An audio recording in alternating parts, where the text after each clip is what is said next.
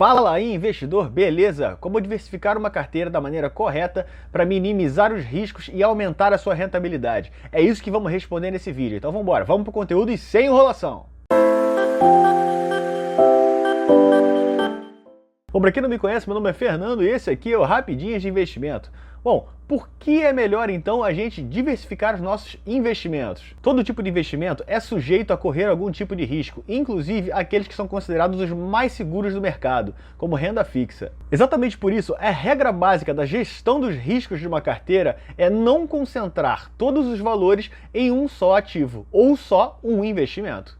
Na prática, o ideal é a gente diversificar em vários ativos que não sejam influenciados pelos mesmos fatores. Dando um exemplo aqui, se todos os seus ativos estivessem lastreados em dólar e o dólar caísse de uma hora para outra, toda a sua carteira cairia junto. Isso significaria que a sua carteira não estaria diversificada amplamente, estando totalmente atrelada ao dólar. Então é mais ou menos isso que a gente vai tentar explicar aqui, mas em diversos outros fatores. Antigamente, quando a maioria das corretoras apresentava uma taxa de corretagem muito alta, era comum muitos investidores apresentarem uma carteira muito concentrada, principalmente nos primeiros meses de investimento. Porque se nós pensarmos que uma taxa de corretagem maior do que 2% do valor que custa, por exemplo, o seu investimento, já seria uma grande perda da sua rentabilidade. Então o ideal naquela época é que as pessoas juntassem uma quantidade grande de dinheiro e investissem em um ativo, e assim sucessivamente, até o investidor atingir uma certa diversificação. Mas com isso demoraria muitos meses para que o investidor tivesse uma segurança relativa. Mas hoje em dia, como tudo mudou e a maioria das corretoras hoje apresenta uma taxa de corretagem zerada, é possível que a gente comece a investir já com a diversificação aplicada no nosso planejamento. Isso sem o medo das taxas de corretagem comerem toda a nossa rentabilidade. Indo direto ao assunto, existem diversas maneiras de diversificação de carteira. E eu vou mostrar nesse vídeo aqui o método que eu considero a melhor maneira de diversificação e é a que eu uso no meu planejamento. Mas antes de falar de qualquer diversificação de carteira, a primeira coisa que todo investidor deve ter é a sua reserva de emergência. Existem muitos parâmetros diferentes para uma reserva de emergência, mas o ideal para mim é que você consiga juntar uma reserva antes de começar a investir que represente 12 meses do seu custo de vida. Lembrando, não é de quanto você ganha com o seu salário, e sim quanto você gasta para o seu custo de vida. Eletricidade, alimentação, plano de saúde, se tiver. Ou seja, os custos básicos para que você consiga continuar sobrevivendo, enquanto você procura por um novo emprego ou uma nova atividade. Agora falando sobre a diversificação da carteira em si. Primeiro eu vou passar as porcentagens de cada ativo, depois eu vou explicar um a um. Eu sigo o planejamento de divisão da carteira em 4 partes diferentes, sendo elas 30% do valor da carteira ações brasileiras, 30% da carteira fundos imobiliários, 30% da carteira ações estrangeiras e 10% da carteira outros ativos. Começando agora aqui falando das ações brasileiras, as que estão disponíveis para a gente comprar no mercado brasileiro. Como eu disse antes, utiliza-se 30% da carteira total para esses ativos, descontando a reserva de emergência. Isso não faz parte da nossa carteira. O número que eu considero interessante para esses 30% da sua carteira total seriam entre 6 e 15 ações brasileiras. Claro que baseado no tipo de ações que você vai ter na sua carteira e o tipo de diversificação que você vai querer dar. Além também da sua capacidade de gerenciamento dos ativos. Vai depender muito da sua experiência e a sua disponibilidade de tempo para gerenciamento do contexto geral. Quando eu digo tempo para gerenciamento de carteira, eu não quero dizer que você precisa ficar olhando todos os seus ativos todos os dias, mas o ideal é que você faça uma análise dos fundamentos da empresa de aproximadamente 6 em 6 meses, ou alguns investidores fazem de ano em ano. O motivo dessa periodicidade de análise das suas próprias ações é buscar uma depreciação nos fundamentos da empresa, tornando assim mais fácil identificarmos quedas de rentabilidade futura. Dentro das ações brasileiras, o ideal é que a gente não tenha mais de 3 ações no mesmo setor, para que estejamos seguros de uma crise setorial. Além disso, dentro desses 30% que são as ações brasileiras, não devemos ter mais do que 30% em um mesmo setor, e também não devemos ter mais de 15% em uma ação específica. Usando como exemplo uma carteira de R$1.000, nós teríamos R$300 dessa carteira em ações brasileiras, 30% de R$1.000. Dentro desses R$300 das ações brasileiras, nós não poderíamos ter mais do que 30% de 300, que é R$90, em um setor específico.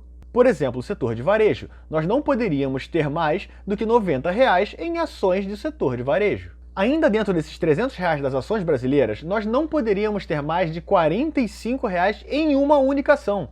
Por exemplo, R$ 45 em Via Varejo. Essas foram as explicações básicas das ações brasileiras. Agora a gente vai entrar nos fundos imobiliários, que também representam 30% do valor da nossa carteira no geral. Por eles serem bem menos voláteis do que as ações, eles garantem pra gente muito mais segurança e estabilidade. Além disso, eles ainda distribuem rendimentos mensais, diferentes das ações, que podem distribuir dividendos, mas normalmente não são mensais.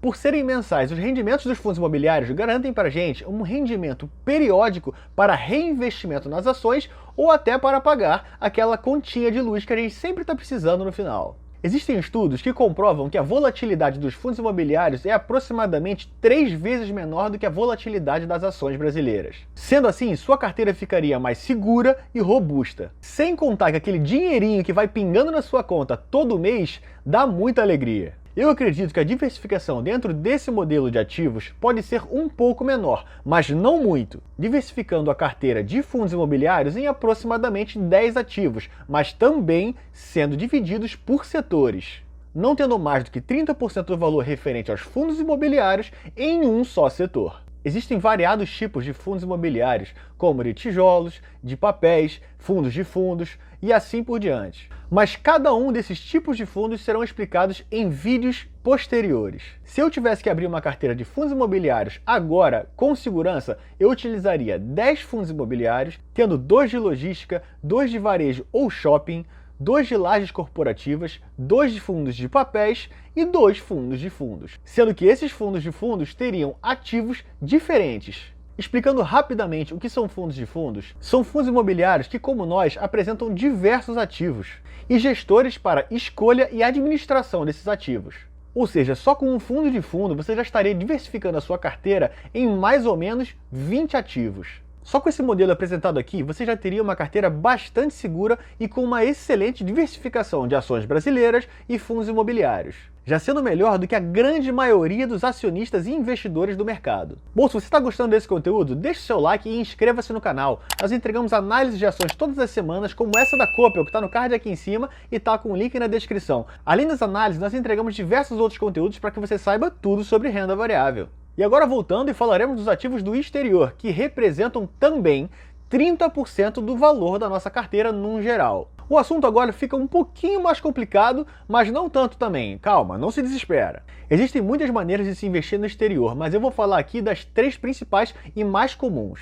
Começando pelos BDRs, que são ativos que há pouco tempo não podiam ser comprados por investidores iniciantes, sendo necessário ser um investidor qualificado para poder fazer a aquisição do ativo. Isso antigamente. Um dos requisitos básicos que antigamente era usado para você ser apto a comprar um BDR é que você tivesse R$ 1 milhão investidos. Não é qualquer um que consegue, né? Alguém vê se consegue nos comentários aí quantos por cento dos investidores brasileiros têm mais de 1 milhão investidos. Hoje a gente não vai fazer uma avaliação profunda de cada um dos modelos de investimento. A gente sabe que os BDRs são recibos de ativos de fora, praticamente replicadores das ações do exterior. Elas se diversificam com relação à moeda, mas não com relação ao país. Se o real se desvalorizar com relação ao dólar, por exemplo, os seus ativos se valorizarão.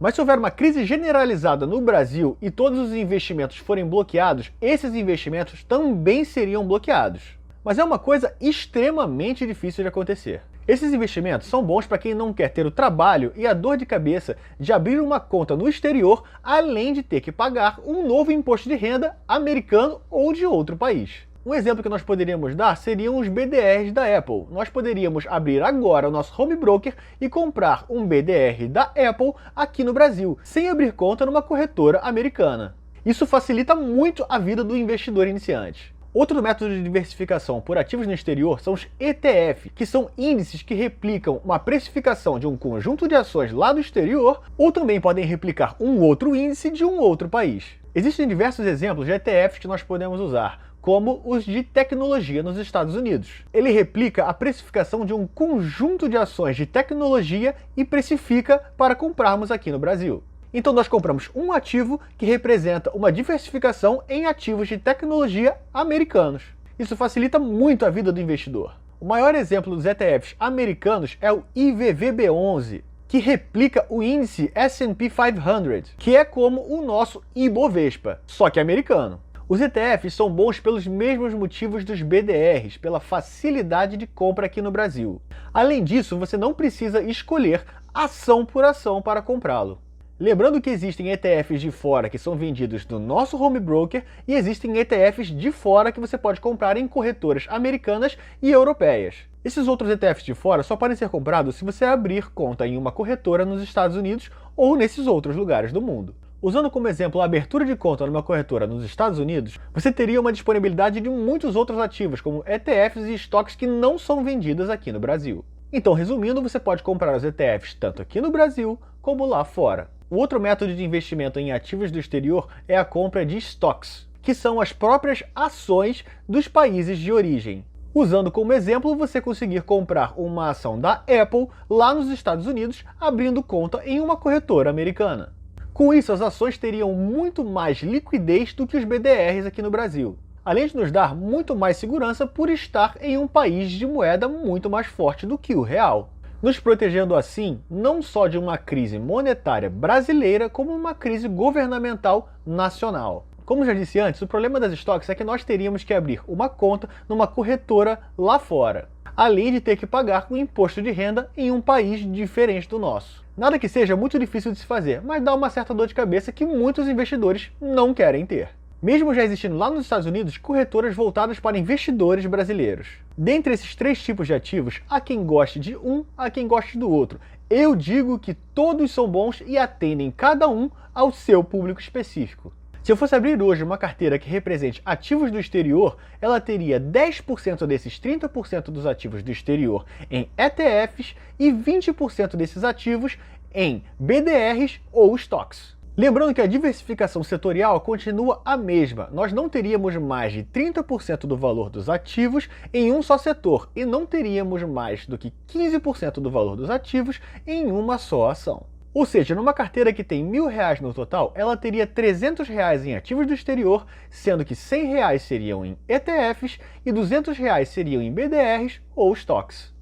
Os últimos 10% seriam ativos que equilibrem a carteira em casos de grandes crises, sendo que alguns exemplos relevantes desses ativos seriam investimentos em ouro, prata, criptomoedas e NFTs, sendo que cada um desses ativos tem a sua tendência de volatilidade particular. Sabendo que, historicamente, em momentos de grande queda nas bolsas mundiais, os ativos de ouro e prata normalmente tendem a ter um crescimento, pois o investidor que movimenta o mercado retira o dinheiro das bolsas de valores mundiais e aplica em ativos que comprovadamente venceram ao longo do tempo, como o ouro e a prata, tendo que esses ativos como ouro e prata sempre foram sinônimos de riqueza ao longo dos anos, sendo eles uma grande e controlada reserva de valor.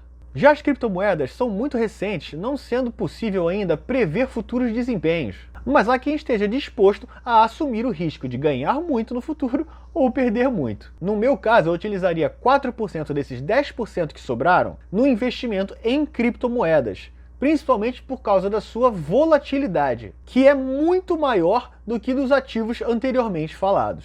Os outros 6% seriam investidos em ouro e prata. Vendo o momento atual, com os governos do mundo todo imprimindo dinheiro para conseguir suprir a crise que veio com a doença, há uma grande desvalorização das moedas comuns como dólar, real e libra, entre outras. Sendo assim, alguns dos grandes investidores podem começar a fugir desses caminhos comuns das moedas tradicionais, podendo ser um novo caminho a ser seguido no futuro. Então, resumindo aqui, dentro da nossa composição de carteira, temos 30% em ações brasileiras, 30% em fundos imobiliários, 30% em ações americanas e 10% em outros ativos de equilíbrio em caso de crise. Falando sobre a diversificação dos setores, não tenhamos mais do que 30% em um setor único, além de não ter mais de 15% em um único ativo. Acredito aqui que quem seguir esse modelo vai ter uma boa diversificação, além de muito mais segurança e um crescimento da sua rentabilidade. Se você chegou até aqui, é porque esse conteúdo realmente está te ajudando. Então deixe o seu like e inscreva-se no canal. Essa é a maneira que você tem de retribuir o nosso compromisso em gerar conteúdo relevante para você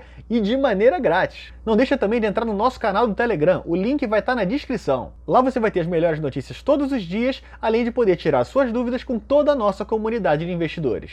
Então é isso, pessoal. Um abraço e Até a próxima!